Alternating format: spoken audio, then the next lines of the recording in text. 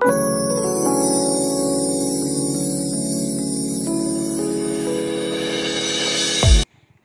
আলাইকুম ভিউয়ার্স, আপনারা সবাই কেমন আছেন? আশা করি ভালো আছেন। আমরা আলহামদুলিল্লাহ আল্লাহর অশেষ রহমতে অনেক অনেক ভালো আছি। তো আজকে আপনাদের মাঝে নিয়ে আসলাম একটা রেসিপি, সেটা হলো চিংড়ি মাছ দিয়ে শাপলা ভাজি। তো আমি কিভাবে চিংড়ি মাছ দিয়ে শাপলা ভাজিটা করি সেটাই আপনাদের মাঝে শেয়ার করব, এবং কি কিছু টিপস, এই শাপলা ভাজি করার জন্য কিছু টিপস দিব আপনাদেরকে। তো আমার ভিডিওটা শুরু থেকে শেষ পর্যন্ত দেখবেন, তাহলে বুঝতে পারবেন কিভাবে আমি এই শাপলাটা ভাজি করি। তো চলুন রেসিপিটা শুরু করি।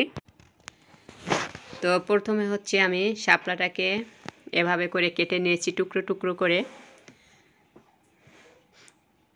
তো শাপলাটা আমার বাজার থেকে কেনা, মানে অনেক সময় হচ্ছে বিল থেকে নিজের হাতে উঠানো হয় শাপলা, বিল যদি কাছে থাকে।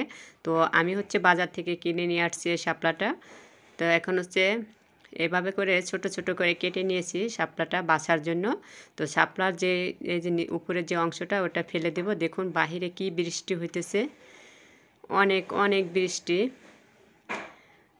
তো শাপলাটা বাছার পরে হচ্ছে এভাবে লবণ পানি দিয়ে মাখিয়ে রাখতে হবে।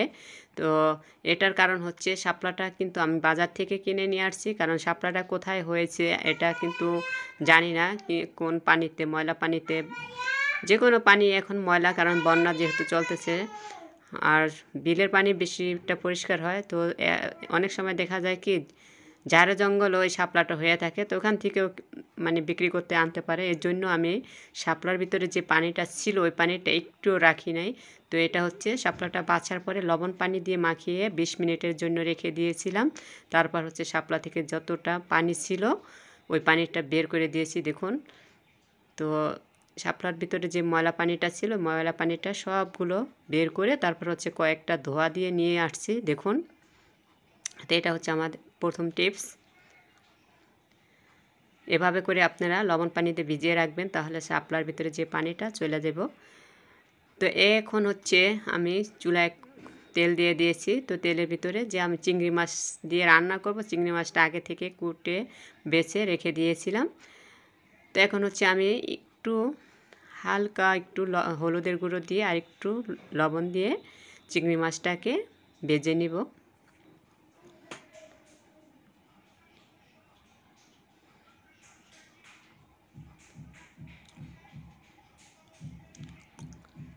তো এভাবে করে চিংড়ি মাছটা ভাজতে হবে। তো চিংড়ি মাছটা যত বেশি ভাজবেন তত কিন্তু চিংড়ি মাছটা শক্ত হয়ে যাবে। তো চিংড়ি মাছটা একদম বেশি ভাজার কোনো প্রয়োজন নেই।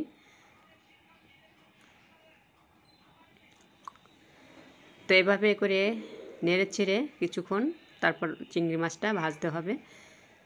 তো হয়ে গেছে কিন্তু আমার চিংড়ি মাছটা ভাজা। তো এখন হচ্ছে আমি চুলা থেকে চিংড়ি মাছটা নামিয়ে নিব প্রথমে।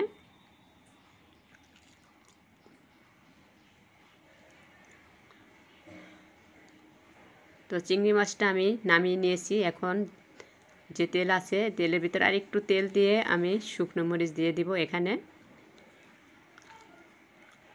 তো আমি এখন হচ্ছে শাপলাটা ভাজি করব, এর জন্য আমি শুকনো মরিচটা দিয়ে দিচ্ছি। তো ভাজি বলে কথা, শুকনো মরিচ তো অবশ্যই দিতে হবে। তো আমি সবসময় যে কোনো ভাজিতে শুকনো মরিচটা দিই। তো শুকনো মরিচটা দিলে এটার ঘ্রাণে আসে আলাদা। তো এখন হচ্ছে আমি একটু রসুন কুচি আর হচ্ছে পেঁয়াজ কুচি দিয়ে দিলাম এখানে। তো এটাকে হালকা ভাজতে হবে, একদম বেশি ভাজবেন না।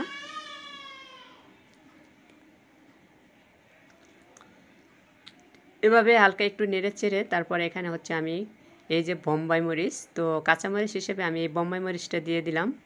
তো বোম্বাই মরিচ অনেক ঝাল, এর জন্য অল্প একটু বোম্বাই মরিচ দিয়ে দিলাম আর কি, ছোটো ছোটো 3-4 টুকরো।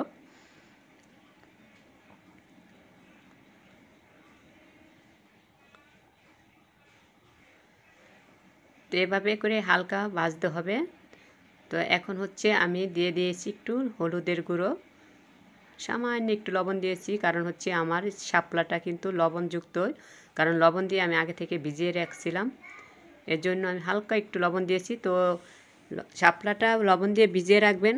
তো আপনারা ভাজি করার সময় কিন্তু লবণটা বুঝে শুনে দিবেন।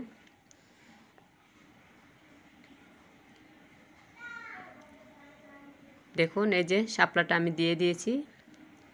এখন হচ্ছে শাপলাটা খুব সুন্দর করে নেড়ে চেড়ে একটু ঢাকনা দিয়ে ঢেকে রাখবো, কারণ এটা তো আমি সিদ্ধ করি নাই, এটা হচ্ছে আমি লবণ পানি দিয়ে ভিজিয়ে রাখার পরে হচ্ছে এরকম হয়েছে।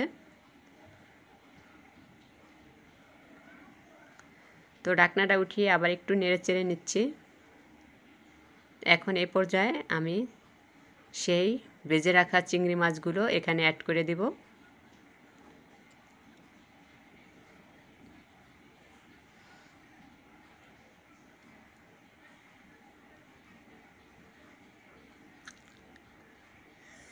একদম সহজ একটা রেসিপি, খুব অল্প সময়ে এই শাপলাটা ভাজি করা যায়।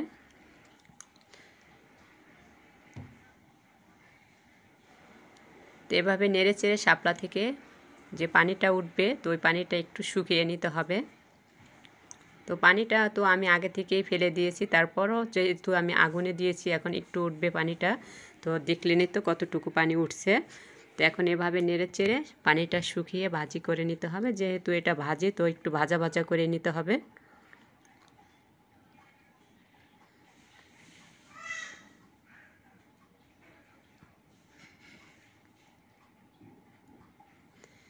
তো হয়ে গেছে আমার চিংড়ি দিয়ে শাপলা ভাজি।